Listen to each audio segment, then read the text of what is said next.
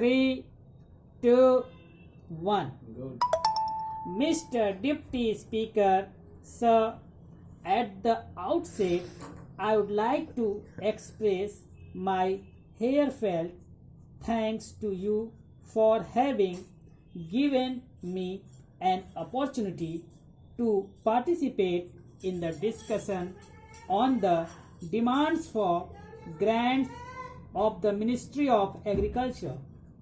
Sir, this government is going to complete its 2 years term on 19th June 2013. In the last 2 years, I have been closely watching how this government is taking keen interest to help this unorganized sector. This is the major rural sector comprising about 70% of the population. But in all the 3 budgets which they have presented before this House, I am sorry to say the government has not shown any keen interest in the first budget. We demanded for government to agree to constitute a committee to go into pricing policy to fertilizers. Ultimately, a portion of the recommendations of the Joint Parliamentary Committee, which suited the government, was accepted and the fertilizer decontrol was done. Now, I would like to see how this government has taken a callous attitude towards the farming community. In the last budget, various concessions were given only the affluent sections of the society and not the farming community, except a reduction of the excise duty on the tractors which are above 1800 cc and the tractors which are below 1800 cc have not been touched. Of course, the Honorable Finance Minister, while replying to the general discussion on the budget, had said the Prime Minister is considering to give certain concessions as far as the fertilizer prices are concerned. All of a sudden, what made the government to reconsider the question of reducing the prices of fertilizer to give some concessions? It is because all these friends who have got various political ideologies have shown their bit of mind and said that this time they are going to move a cut motion to see that the government agrees to reduce the fertilizer price. So now, at this stage, I would like to make an appeal to all sections of the House, irrespective of the political parties, and to such of those members who are really interested in uplifting the farming community to forget the party alliance. At the time of voting, every one of the ruling party members is also equally interested to see that his farming community is given its proper and due share. The central government claims to have removed all shackles through the new economic policy, market economy liberalization, delicensing, amendment to the MRTP Act, etc. But they have done it only for the industrial sector.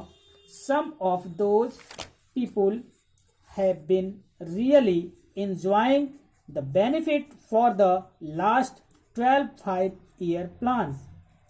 For the last 66 years after independence, but all these structural reforms or the economic reforms or the export policy changes or whatever they may be, they are only having an eyes towards those people, and these changes have been made for those people. I would like to ask this government what are the type of structural reforms they have thought over for the farming community. You are amending the MRTP Act. The industrial can make any amount of investment. The industrialist can make any amount of profit. So there is no restriction for these people. Unfortunately, for the people who come from the rural areas or the people who are actually the tillers of the soil, they have got all restrictions. They cannot hold land more than 10 acres or whatever it may be. Land Reforms Act has been implemented, and in some states there may be a little bit of lapse. I do not want to enter into that controversy.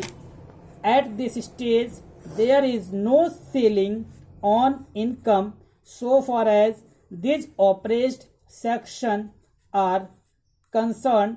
There is no ceiling on income as well as no ceiling on urban land or the urban property, but you have enforced ceiling on agricultural property because they are not the organized people.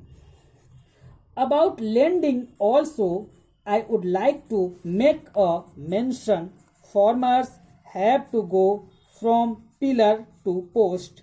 Various type of financial institutions have been created for financing the farmers. But to what extent are we going to give the financial assistance? We have included the agricultural sector as priority sector. Only 50% of the bank deposit is going towards the farming community. The agricultural sector contributes about 32% of the GDP, whereas the loan or the bank advance is only 15% for this so-called priority sector. So far as industrial sector is concerned, it comprises only 18% of the population, and their contribution in terms of GDP is hardly 26%. They get about 40% of the bank loan again. Even to get this 15% loan of the farmer has to go Land Development Bank, Central Cooperative Bank, Rural Cooperative Bank, Commercial Bank, and so on.